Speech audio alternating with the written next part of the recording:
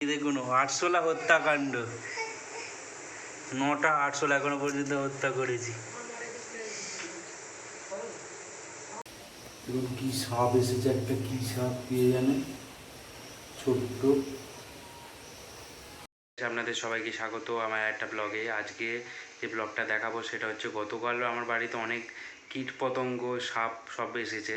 তো আমি দরজা খুলে দেখতে গিয়ে একটা সাপ পাশেই দরজার গায়ে লেগেছিলো। খুব হঠাৎ করে খুব জোর বেঁচে গেছি, নাহলে আর একটু হলে কামড়ে দিত।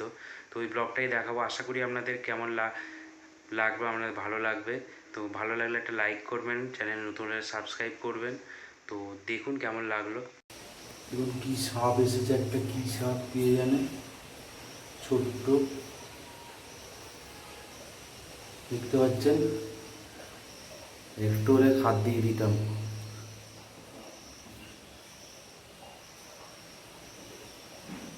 দেখুন আরশোলা হত্যাকাণ্ড, 9টা আরশোলা এখনো পর্যন্ত হত্যা করেছি।